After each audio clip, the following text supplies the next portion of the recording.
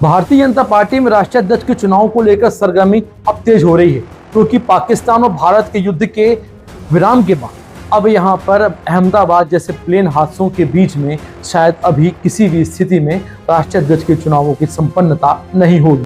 परंतु जून के महीने में यह बात तो बिल्कुल तय है कि मध्य प्रदेश के साथ साथ महाराष्ट्र और उत्तर प्रदेश के प्रदेश अध्यक्षों के चुनाव के नामों की घोषणा जल्द हो जाएगी। नमस्कार, जय हिंद, वंदे मातरम। आप देख रहे हैं हमारा चैनल अटल संदेश। मैं हूं अटल संदेश से डॉक्टर पंकज शर्मा। नए भाजपा अध्यक्ष का बढ़ा इंतजार, किसकी जीत और किसकी हार, रेस में है नाम, देरी में यूपी और एमपी का क्या है फैक्टर, इसके बारे में हम आज बात करने वाले हैं। माना जा रहा है कि जुलाई तक का वक्त प्रदेश अध्यक्षों के चुनाव में ही जाएगा और इसके बाद ही राष्ट्रीय अध्यक्ष पर फैसला हो सकेगा। भाजपा के संविधान के अनुसार राष्ट्रीय अध्यक्ष के चुनाव के लिए कम से कम देश के आधे राज्यों के प्रदेश अध्यक्ष का चुनाव होना बहुत आवश्यक होता है।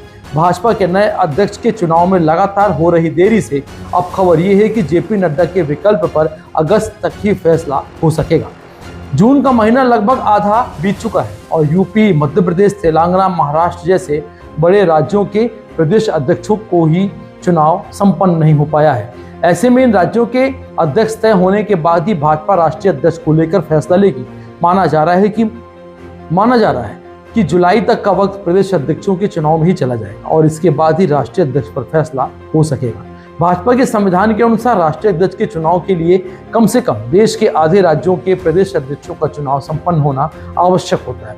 इसके अलावा राष्ट्रीय स्वयंसेवक संघ से भी मशवरा होना बाकी है।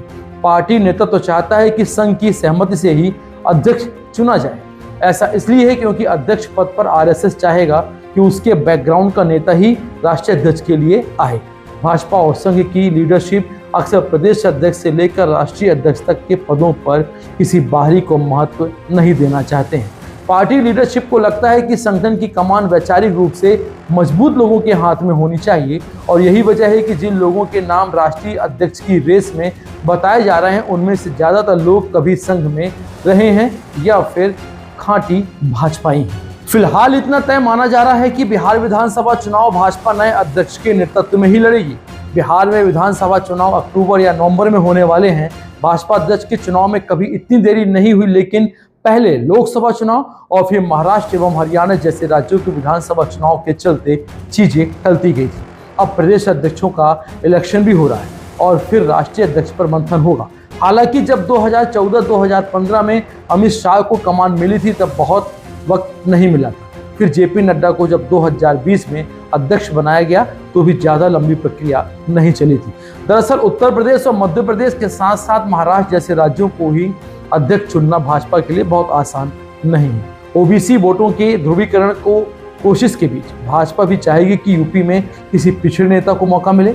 मुख्यमंत्री योगी आदित्यनाथ राजपूत हैं तो वहीं संगठन की कमान किसी ओबीसी वर्ग के नेता को दी जा सकती। वहीं मध्य प्रदेश में सीएम भी ओबीसी वर्ग से आते हैं तो संगठन की कमान किसी सवर्ण नेता को मिल सकती है। बता दें कि आरएसएस का खुला मत है कि भाजपा को संगठन और मजबूत करना चाहिए, क्योंकि 2024 के चुनाव नतीजे उसके लिए एक अलार्म की घंटी थी। गौरतलब है कि जेपी नड्डा का कार्यकाल 2023 में ही समाप्त हो गया था, लेकिन वह तब से अब तक विस्तार पर चल रहे हैं। फिलहाल रेस में जो नाम बताए जा रहे हैं उनमें शिवराज सिंह चौहान, भूपेंद्र यादव, सुनील बंसल और मनोहर लाल खट्टर जैसे नेता भी शामिल हैं। इसके अलावा साउथ से जी किशन रेड्डी के नाम भी चर्चा में बने हुए हैं। हमारे सूत्र तो ये भी कहते हैं कि जून के महीने में प्रदेश अध्यक्षों के चुनाव संपन्न होने के बाद ही तुरंत राष्ट्रीय अध्यक्ष के चुनावों में राष्ट्रीय अध्यक्षों की घोषणाएं हो जाएंगी। अब देखना यह है कि इन 5 नामों के अलावा ऐसे कौन से नाम हैं जो कि छुपे रुस्तम की तरह अपनी गोटी बैठाने में लगे हुए हैं। शतरंज की चालों में घोड़ा कितने कदम कूदता है और वजीर अपना किसे मंत्री बनाता है, अब देखना यहाँ पर भी दिलचस्प होगा। नमस्कार, जय हिंद, वंदे मातरम।